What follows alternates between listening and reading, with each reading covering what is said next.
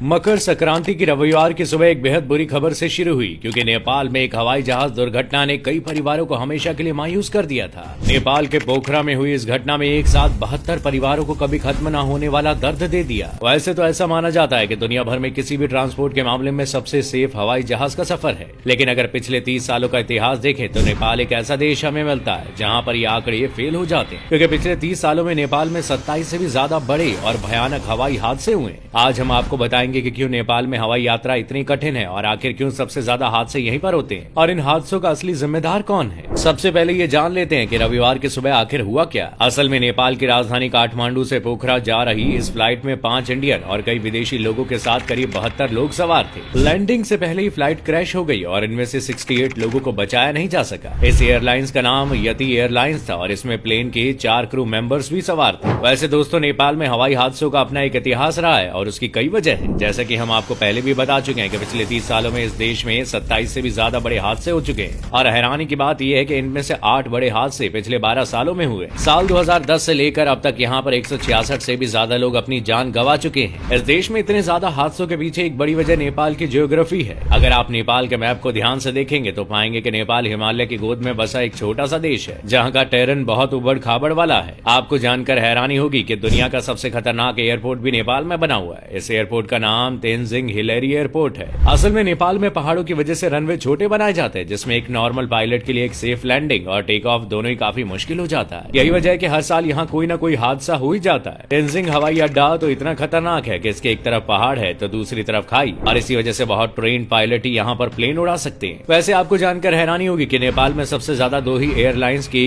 Plane crash होते हैं। इन दोनों के नाम येती और तारा है। पिछले साल भी ऐसा ही एक हादसा हुआ था जिसमें जहाज में सवार 22 लोगों में से कोई भी नहीं बच पाया था। ये फ्लाइट तारा एयरलाइंस की थी और माना जाता है कि दोनों ही एयरलाइंस हिमालय की पहाड़ी और बेहद जोखिम भरे हिमालय क्षेत्र में उड़ान भरती। ये हवाई हादसा जो हुआ उसकी वजह टेक्निकल ग्लिच और खराब मौसम को बताया जा रहा है। दोस्तों, नेपाल में हवाई सफर इतना खतरनाक है कि साल 2013 में यूरोपियन यूनियन ने सिक्योरिटी रीजंस का हवाला देते हुए नेपाल से जुड़ी सभी एयरलाइंस को अपने एयर जोन में उड़ने पर बैन लगा दिया था। ऐसा इसलिए किया गया क्योंकि साल 2010, 2011 और 2012 में लगातार कई हादसे हुए और यूरोपियन यूनियन अपने किसी भी नागरिक की जान को खतरे में नहीं डाल सकता था। नेपाल की सरकार लगातार इस बात के लिए संघर्ष करती रही कि उस पर लगे इस बैन को हटा दिया जाए, लेकिन ऐसा नहीं हो सका। साल 2022 में नेपाल सरकार के फेल्ड अटेम्प्ट्स के बाद ईयू ने तय किया कि इस बैन को अभी भी नहीं हटाना चाहिए। कुछ महीनों बाद नेपाल ने एक बार फिर से ट्राई किया, लेकिन उनकी रिक्वेस्ट को रिजेक्ट कर दिया गया। वैसे दोस्तों, भले ये हादसा पोखरा हवाई अड्डे के पास हुआ हो, लेकिन नेपाल में सबसे ज्यादा हादसे त्रिभुवन हवाई अड्डे के पास होते हैं। इसके पीछे की एक बड़ी वजह यह है कि ये पूरा इलाका ओवल शेप में बना हुआ है और काफी ऊंचे और दांतेदार पहाड़ों से घिरा हुआ है, जो पायलट्स के लिए एक रिस्क खड़ा कर देते हैं। वैसे इसके काउंटर में कई पायलट्स ये भी कहते हैं कि हिमालय में ऊंची और संकरी लैंडिंग स्ट्रिप्स को नेविगेट करना और भी मुश्किल है। वैसे दोस्तों, दिक्कत सिर्फ मौसम और जियोग्राफिकल कंडीशन की वजह से ही नहीं है। इसके पीछे एक बड़ी वजह नेपाल में उड़ने वाले जहाज भी है। नेपाल में इंटरनेशनल फ्लाइट्स बहुत कम चलती है। यहाँ पर सबसे ज्यादा फ्लाइट्स डोमेस्टिक होती है और डोमेस्टिक फ्लाइट्स में जो जहाज उड़ाए जाते हैं वो टर्बो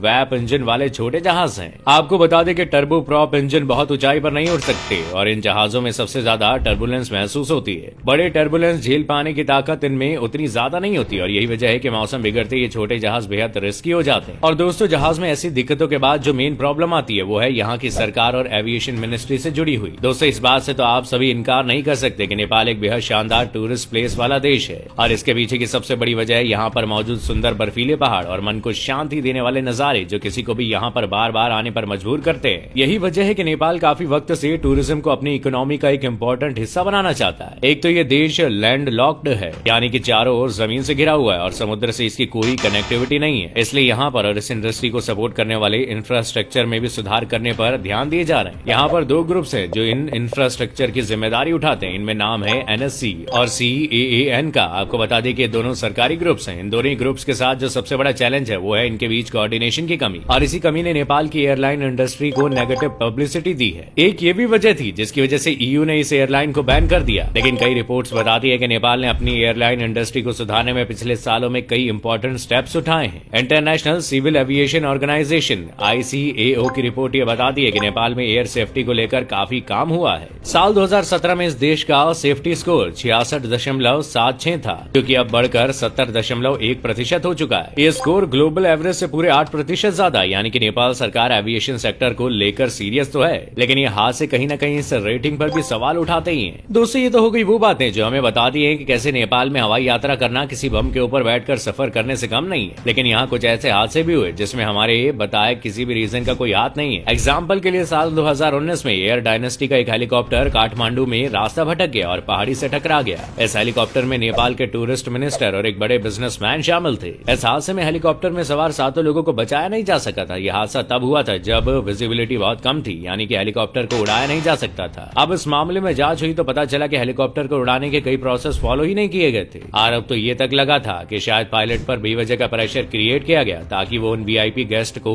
ऐसे अनसपोर्टेड कंडीशन में भी लेकर आए। इस तरह से हम कह सकते हैं कि दोस्तों, नेपाल में एयरलाइंस को अभी काफी सुधार करने की जरूरत है। यहाँ पर एयरलाइंस को कुछ ऐसे डेवलप करना होगा कि जिससे कि वो हिमालय के टफ टेरेन में भी सर्वाइव कर सके, और नेपाल की जियोग्राफिकल कॉम्प्लिकेशंस को भी सरकार को समझना होगा और इसी हिसाब से उस पर काम करके एक बेहतर इंफ्रास्ट्रक्चर खड़ा करना होगा ताकि पोखरा में हुए ऐसे हादसे बार बार ना हो सके।